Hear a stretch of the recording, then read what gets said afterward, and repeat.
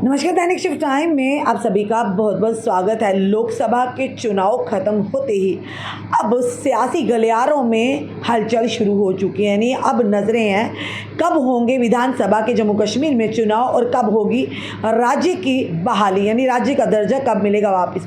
उसी पर बताना चाहेंगे देश के गृह मंत्री अमित शाह जी ने यानी कि राज्य की दर्जा वापस मिलने की डेट की कर दी है घोषणा। पूरी खबर क्या है वो भी आपके समक्ष रखना चाहेंगे। अमित शाह ने बताई जम्मू कश्मीर में राज्य बहाली की डेट और पीओके के लिए कही ये बड़ी बात। केंद्रीय गृह मंत्री अमित शाह ने कहा कि लोकसभा का चुनाव खत्म होते ही सरकार जम्मू एवं कश्मीर का राज्य का दर्जा बहाल करने की प्रक्रिया शुरू कर देगी। साथ ही साथ बताना चाहेंगे आपको सरकार वहां पर 30 सितंबर से पहले विधानसभा चुनाव कराने का काम पूरा कर लेगी। एक समाचार चैनल को यानी कि चैनल के माध्यम से इंटरव्यू के दौरान अमित शाह ने कहा कि जम्मू कश्मीर में भारी मतदान के साथ मोदी सरकार की कश्मीर नीति सही साबित हुई है। उन्होंने कहा कि यहाँ तक कि अलगाववाद ने भारी संख्या में मतदान में हिस्सेदारी ली है। उन्होंने कहा कि पिछड़े वर्गों के सर्वेक्षण की बात हो या विधानसभा और लोकसभा क्षेत्रों के परिसीमन की बात का काम सब कुछ योजना के अनुसार हो रहा है। परिसीमन यानी कि डिलिमिटेशन की प्रक्रिया पूरी जगजाति यानी कि जातिगत स्थितियों भी साफ हो गई हैं। उन्होंने कहा कि मैंने सांसद में बोला था कि हम विधानसभा चुनाव के बाद राज्य का दर्जा बहाल करेंगे। हमने परिसीमन यानी डिलिमिटेशन की प्रक्रिया पूरी कर ली है, क्योंकि परिसीमन प्रक्रिया पूरी होने के बाद ही आरक्षण यानी कि आरक्षण देने के लिए विभिन्न जातियों की स्थिति के बारे में जानना होता है। ये हो गया यानी कि जम्मू कश्मीर में लोकसभा चुनाव भी खत्म हो चुके हैं। इसके बाद विधानसभा चुनाव होंगे। हम ऑनरेबल सुप्रीम कोर्ट की यानी कि समय सीमा के पहले प्रक्रिया पूरी कर लेंगे।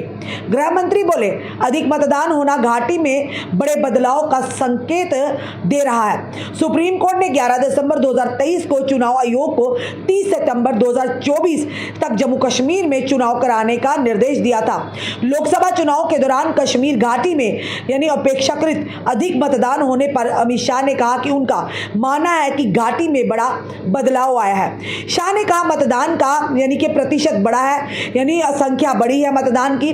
और साथ ही साथ कुछ लोग कहते थे कि घाटी के लोग भारतीय संविधान को नहीं मानते, लेकिन ये चुनाव भारतीय संविधान के तहत हुआ है। साथ ही साथ अब कश्मीर का संविधान यानी कश्मीर का संविधान ही नहीं रहा, उसे खत्म कर दिया गया है। चुनाव भारतीय संविधान के तहत आयोजित किया गया था। जो अलग देश की मांग करते थे और जो पाकिस्तान के साथ जाना चाहते थे, चाहे संगठन के स्तर पर हो या और व्यक्तिगत रूप से हो, उन्हें भी बढ़ चढ़कर मतदान किया है। अमित शाह ने कहा मैं मानता हूं कि ये लोकतंत्र की बहुत बड़ी जीत है और हमारी कश्मीर नीति नरेंद्र मोदी सरकार की जो 10 साल की नीति रही, इसका ये सफलतापूर्वक परिणाम है। घाटी में अपने संगठन को मजबूत करने में लगी है पार्टी। चुनाव आयोग ने शानदार यानी कि शनिवार को कहा, चुनाव आयोग की तरफ से जो बयान है उन्होंने कहा कि कश्मीर घाटी की 3 सीटें श्रीनगर में 38.49%, बारामूला में 59.1% और अनंतनाग राजौरी में 53%। यानी मैं बताना जा रहा है कि मैं कई दशकों से यानी जो मतदान हुए हैं ये कई दशकों में सबसे अधिक मतदान हुआ है। ये पूछे जाने पर कि भाजपा ने कश्मीर घाटी में लोकसभा चुनाव में कोई उम्मीदवार क्यों नहीं उतारा, तो अमित शाह ने जवाब दिया कि पार्टी अब भी घाटी में अपने संगठन को मजबूत करने के लिए काम कर रही है। उन्होंने कहा कि हम भविष्य में निश्चित रूप से अपने उम्मीदवार उतारेंगे। हमने संगठन का विस्तार हमारे संगठन का विस्तार हो रहा और हमारा संगठन मजबूत होने की प्रक्रिया में है। पाकिस्तान के कब्जे वाले कश्मीर में पीओके के जम्मू एवं कश्मीर में विलय की संभावना के बारे में पूछे जाने पर अमित शाह ने कहा कि उनका निजी तौर पर मानना है कि पीओके 1947-48 से भारत का हिस्सा होना चाहिए था, लेकिन ये पाकिस्तान के साथ पहले युद्ध में यानी कि जवाहरलाल नेहरू सरकार द्वारा समय से पहले संघर्ष विराम के कारण दूर हो गया। उन्होंने कहा अगर 4 दिन बाद संघर्ष विराम की घोषणा की जाती जाती तो पीओके हमारा होता। ये थी देश के गृह मंत्री की बड़ी घोषणा, साफ तौर पर, जहां पर एक तरफ भाजपा के नेता भी कह रहे हैं कि हम जम्मू कश्मीर में विधानसभा चुनाव के लिए पूरी तरह से तैयार है।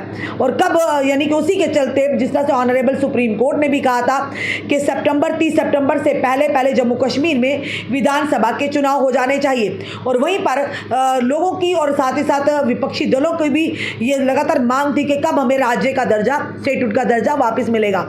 वहीं पर अगर बात करें तो साफ तौर पर अमित शाह जी ने भी कहा कि जम्मू कश्मीर में राज्य की बहाली जो होगी, उन्होंने कहा लोकसभा के चुनाव खत्म होते ही सरकार कश्मीर का राज्य का दर्जा बहाल, जम्मू एंड कश्मीर राज्य का दर्जा बहाल करने की प्रक्रिया शुरू कर देगी। और साफ तौर पर कहा उन्होंने कि जल्द ही हो सकता है राज्य का दर्जा बहाल। और वहीं पर अगर बात करें तो जम्मू कश्मीर में 30 सितंबर से पहले हो सकते हैं, यानी कि तैयारियां पूरी तरह से कर ली गई हैं। अब विधानसभा के चुनाव की होगी घोषणा।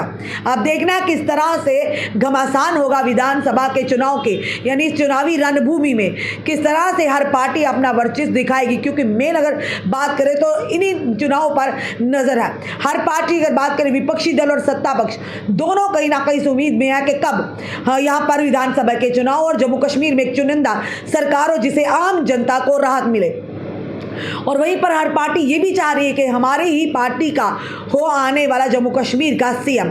फिलहाल देखना यह है कि कब राज्य के दर्जे की बहाली होती है और विधानसभा के चुनाव के कब राज्य की दर्जे की बहाली होगी और विधानसभा के चुनाव किस तरह से जम्मू कश्मीर को एक तरक्की की और एक उन्नति की ओर लेकर जाते, क्योंकि उन्हें अपना सीएम मिलेगा। फिलहाल आपका क्या कहना है इस वीडियो को देखकर? अपने कमेंट, अपने सुझाव हमें ज़रूर दीजिएगा, क्योंकि ये ज़रूर कहेंगे कि ये वीडियो जो है कहीं ना कहीं उन लोगों के लिए एक राहत भरी खबर है कि ये ऑनरेबल कोर्ट का जो सम्मान है, उन्होंने साफ तौर पर कहा था कि 30 सितंबर 2024 से पहले विधानसभा के चुनाव हो जाने चाहिए। वहीं पर अमित शाह जी ने भी इस बात पर मोहर लगा दी है कि जल्द से जब चुनाव खत्म हुए अब जम्मू कश्मीर को राज्य का दर्जा देने की जो प्रक्रिया है वो शुरू हो चुकी है। अब देखना यह है कि कितनी जल्दी जम्मू कश्मीर फिर से एक स्टेट में तब्दील होता है। फिलहाल इस वीडियो को ज़्यादा से शेयर भी कीजिएगा और जुड़े रहिए हमारे साथ अगले अपडेट के लिए। जय हिंद, जय भारत।